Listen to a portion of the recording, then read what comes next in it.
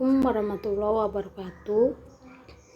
Baiklah, hari ini saya Novita Khairiati, Perbankan Syariah, akan mempresentasikan mata kuliah Bahasa Arab 2. Yang terhormat dosen pengampu Bapak Irfan Khairi MPDI dan teman-teman STEBI sekalian. Di sini yang akan saya sampaikan yaitu bahasa Arab tentang al-mukamilah al-mansubah kedua, yaitu al-hal, al-tamyiz, al-istisna. Yang pertama, al-hal. Hal artinya adalah keadaan atau kondisi. Hal adalah isim yang menggambarkan keadaan atau kondisi, baik kondisi fa'il atau kondisi maf'ul pada waktu perbuatan fi'il terjadi. Contoh kalimat hal yaitu ja'a zaidun rakiban. Artinya Zaid datang dengan berkendara. Rokiban adalah mansub karena ia adalah hal atau isim yang menjelaskan kondisi Zaid ketika datang. Contoh berikutnya, jitu Zaidan naiman. Artinya saya mendatangi Zaid yang sedang tidur. Naiman adalah isim yang menjelaskan keadaan Zaid yang sedang tidur ketika didatangi. Kaidah hal jika berupa kalimat atau jumlah. Yang A, jika hal berupa jumlah ismiyah maka harf waw ditambah ke dalam hal. Seperti contoh kalimat la taqrabu sholat tawa antum sukaro. Artinya jangan mendekati sholat, jangan kamu sholat ketika kalian dalam keadaan mabuk. Penjelasannya, antum sukaro adalah jumlah ismiyah, antum sukaro adalah hal atau kondisi yang menjelaskan orang-orang atau orang yang diperintah jangan sholat. Ketika hal adalah jumlah ismiyah, maka ditambah dengan waw, sehingga menjadi wa antum sukaro. Penambahan harf waw adalah untuk memperjelas arti dari hal.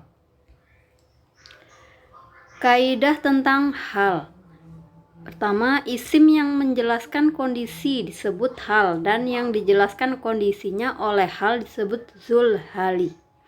Kedua, hal selalu dalam kondisi nasab atau mansub.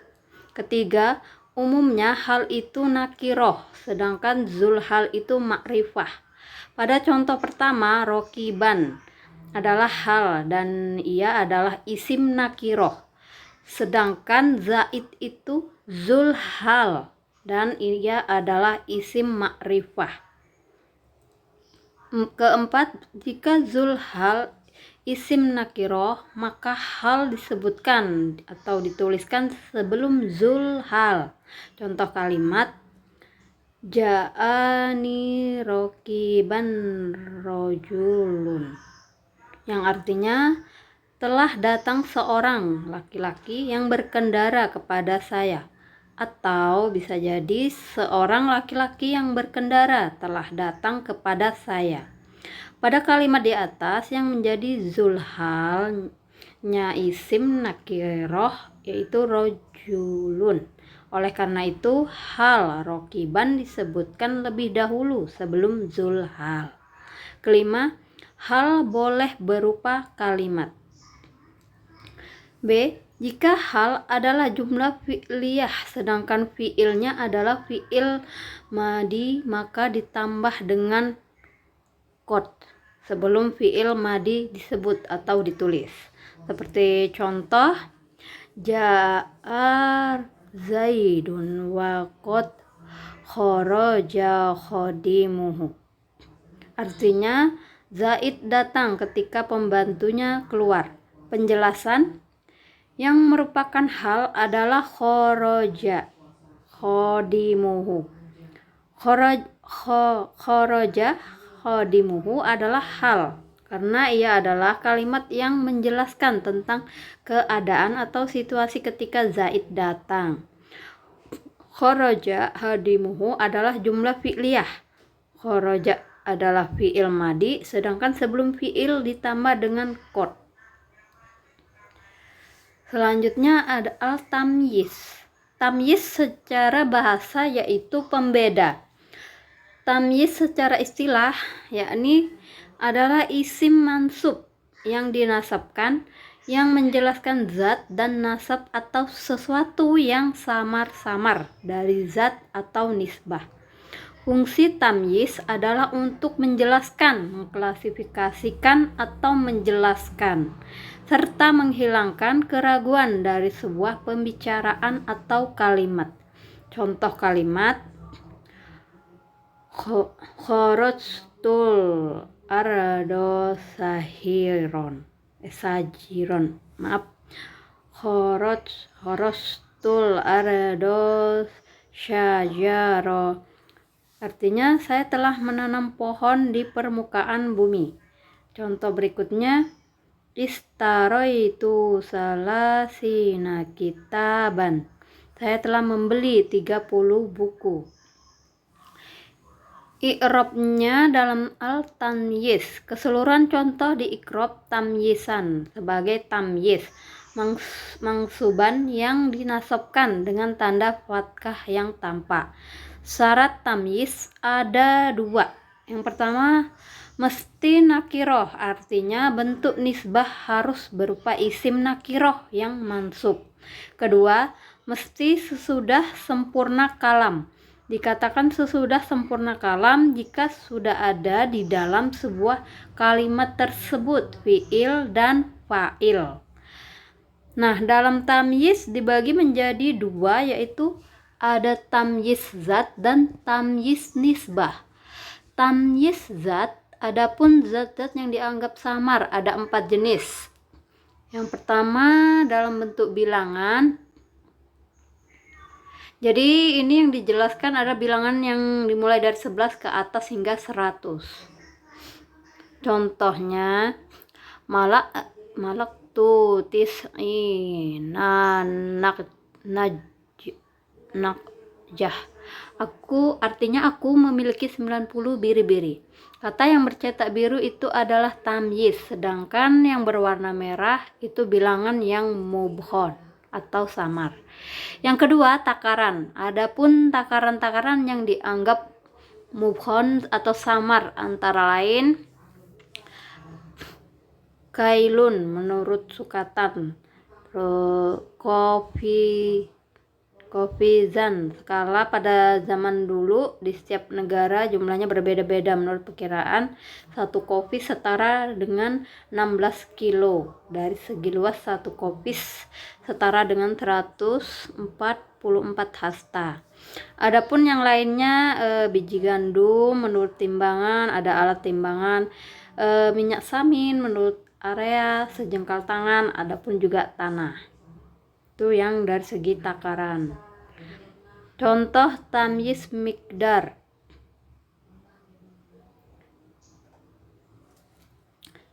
Istaroitu sibro ardo, yang artinya aku membeli sejengkal tanah. Nah, yang termasuk takaran di sini yaitu tanah ya.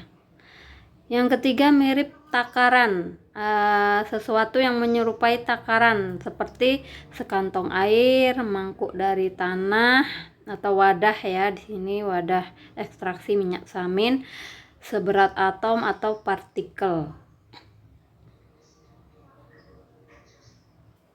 Seperti madadan, yaitu seberat tinta itu pula, dalam surat Al-Kahfi ayat 109. Contoh tamyiz sibul miqdar yaitu misqala dzarratin khairah, seberat zarah kebaikan. Itu yang termasuk dari mirip takaran. Yang keempat, cabang tamyiz Zat dari cabang tamyiz di sini menjelaskan zat asal dari suatu benda. Contoh tamyiz furu. Hadza khotumun hadidan. Artinya ini cincin besi. Hadza babu sajan. Artinya ini pintu kayu jati.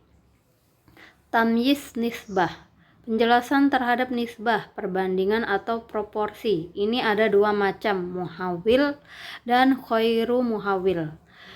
Yang pertama muhawil. Adapun tamyiz nisbah yang muhawil pada 3 situasi. Pertama, muhawil daripada fa'il.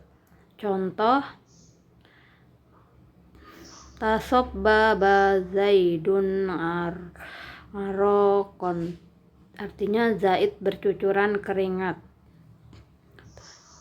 Tafakku abakarun sahman. Artinya unta muda mengeluarkan minyak. Kata yang bercentak merah itu adalah fa'il atau pelaku. Jadi contoh pertama itu Zaidun, berarti Zaid sebagai pelaku. Yang kedua itu Bakru berarti unta muda sebagai pelaku. Sedangkan yang bercetak biru adalah tamyiz. Jadi itu yang menjelaskan sebuah takaran atau samaran. Yang kedua muhawil dari maf'ul. Contohnya wafat jarnal arado uyunan. Artinya dan kami buatkan bumi menyemburkan mata air. Kata yang bercetak merah adalah maf'ul, yaitu tadi al-ardo. Sedangkan yang bercetak biru adalah tamyiz, yaitu uyunan. Yang ketiga muhawil selain fa'il dan maf'ul. Contohnya Zaidun akramu minka aban. Artinya Zaid lebih mulia dari kamu dari segi ayah. Aliyun aksaru minka malan. Yang artinya Ali lebih banyak dari kamu dari segi harta. Selanjutnya ada khairu muhawil. Contohnya imtala al-ina'u ma'an. Artinya bejana dipenuhi air. Oke, selanjutnya istisna. Dalam bahasa Arab, istisna berfungsi untuk mengecualikan sesuatu. Istisna adalah mengecualikan sesuatu dari kelompoknya dengan bantuan alat atau adat istisna. Misalnya, para siswa telah hadir kecuali Muhammad. Nah, kalimat tersebut merupakan contoh kalimat istisna, di mana kata Muhammad di situ disebut sebagai musasna dan kata kecuali merupakan adat atau adat istisna. Dan kata para siswa disebut musasna minhu. Adapun pengertian dari istilah-istilah tersebut sebagai berikut. Musasna adalah isim mansub yang terletak di belakang salah satu adat istisna untuk menyelisihi kalimat sebelumnya dari segi hukum. Istilah lebih mudahnya musasna adalah sesuatu yang dikecualikan. Selanjutnya musasna minhu adalah isim yang terletak sebelum adat istisna. Istilah lebih mudahnya musasna adalah sesuatu atau kelompok yang musasna merupakan bagian darinya atau anggotanya. Adapun adat atau alat istisna adalah alat yang digunakan untuk mengecualikan. Contoh istisna, contoh kalimatnya qamar rijalu illa zaidan, yang artinya para lelaki telah berdiri kecuali Zaid. Hadaratul labu illa tolibaini, Artinya para siswa telah datang kecuali 2 orang. Sholal muslimunal jumu'ata khairul maridi. Umat Islam telah sholat Jumat kecuali yang sakit. Adapun macam-macam istisna.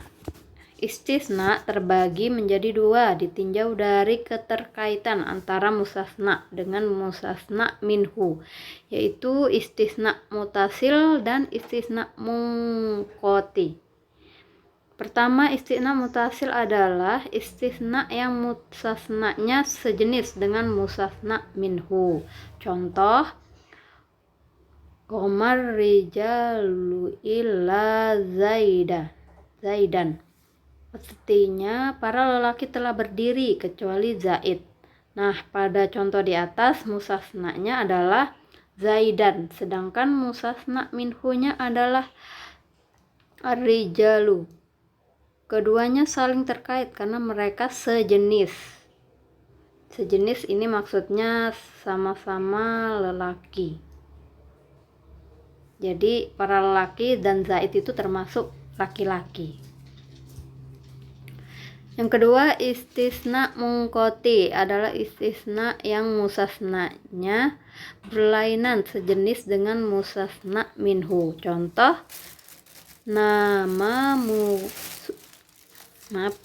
nama sukanul qaryati illa baqaratihim, yang artinya para penduduk desa telah tidur kecuali sapi-sapi mereka. Pada contoh di atas penjelasannya mustasnanya adalah baqaratihim, sedangkan mustasna minhunya adalah sukanul qaryati. Keduanya tidak saling terkait karena yang satu berupa manusia sedangkan satunya hewan, yaitu sapi. Selanjutnya, macam-macam adat istisna adalah alat yang digunakan untuk mengecualikan. Ia berjumlah 8 macam. Ada illa, ada ghaira, ada siwa, ada khola, ada hasya, laisa, layakunu. Nomor 1 itu berjenis huruf, untuk nomor 2 dan 3 itu berjenis isim, nomor 4, 5 dan 6 itu berjenis fi'il atau huruf, nomor 7 dan 8 berjenis fi'il. Hukum-hukum istisna.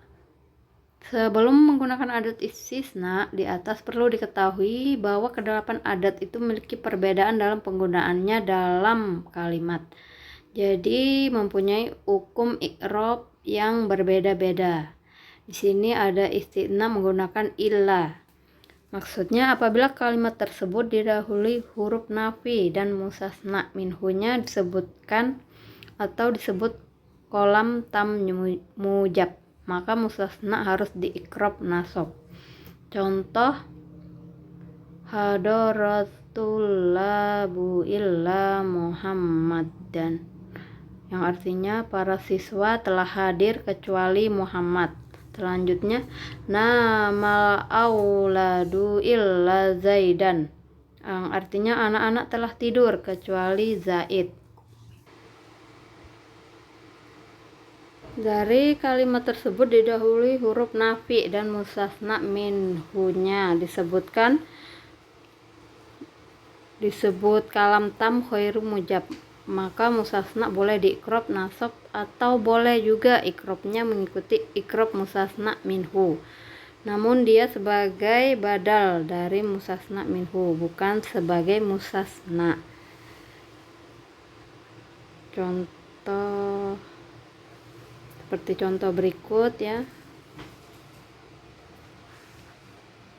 Mahadaratul illa Muhammad, para siswa tidak ada yang hadir kecuali Muhammad.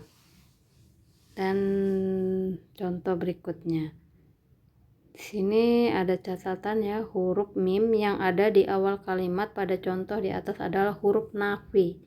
Kemudian Muhammad pada contoh pertama sebagai musasna dan pada contoh kedua sebagai badal.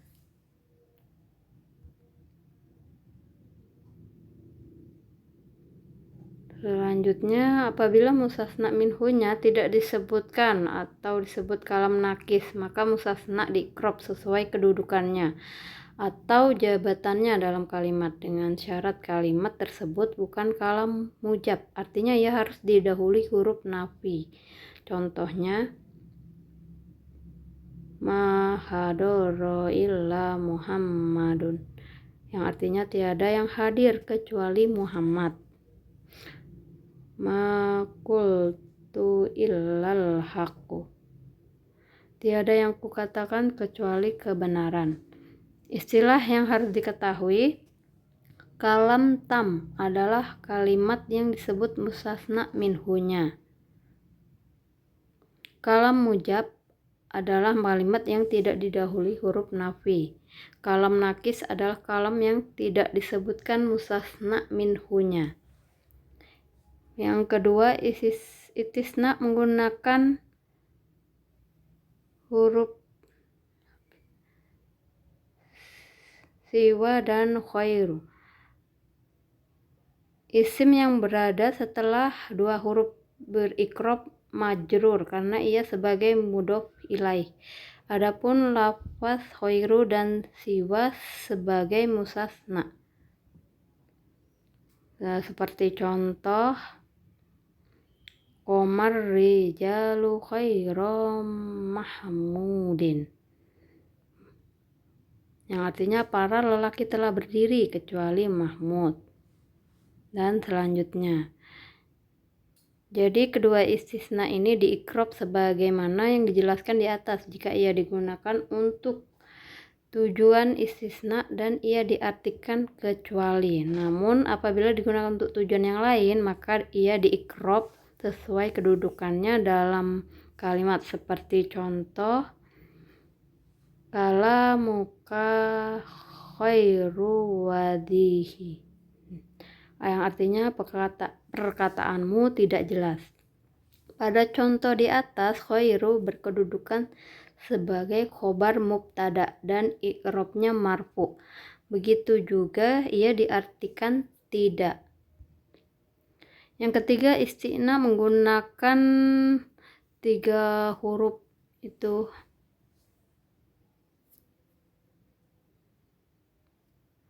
ada, khola, hasya. Ketiga adat istisna ini bisa dianggap fi'il madi dan bisa juga dianggap huruf jar.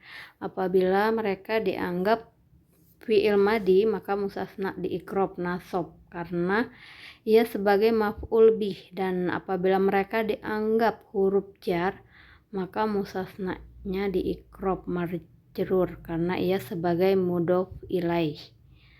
Contohnya, allamal mudarrisuna ada zaidan, yang artinya para guru telah mengajar kecuali Zaid. Allamal mudarrisuna ada zaidi, yang artinya para guru telah mengajar kecuali Zaid. Berarti ini artinya sama namun beda penempatan istinanya. Seperti penjelasannya, kadang-kadang khola dan ada didahului huruf mim masdariyah, dan apabila hal itu terjadi maka keduanya dianggap fi'il madi bukan huruf jar. Seperti contoh, ala kullu syai'in ma khalallaha batil. Itu salah satu contohnya. Selanjutnya kesimpulan materi yang telah saya sampaikan. Jadi di sini adanya perbedaan antara hal dan tamyiz, yaitu yang keduanya itu sama-sama menjelaskan atau merincikan sesuatu yang mubham atau samar untuk menghilangkan keraguan. Bedanya, hal menjelaskan kelakuan, sedangkan tamyiz menjelaskan zat dan nisbah. Istisna merupakan kata penghubung yang fungsinya menggabungkan atau menyatakan pengecualian. Yang dikecualikan disebut mustasna minhu dan yang terkecualikan disebut mustasna. Baiklah, demikian penjelasan dari saya tentang bahasa Arab al-mukamilah al-mansubah, tentang al-hal, al-tamyiz, dan istisna. Semoga bermanfaat untuk kita semua. Kebenaran hanya milik Allah Subhanahu wa Ta'ala, dan kepada Allah saya mohon ampun. Terima kasih teman-teman sekalian dan Bapak Irfan Khairi. Saya akhiri. Wassalamualaikum warahmatullahi wabarakatuh.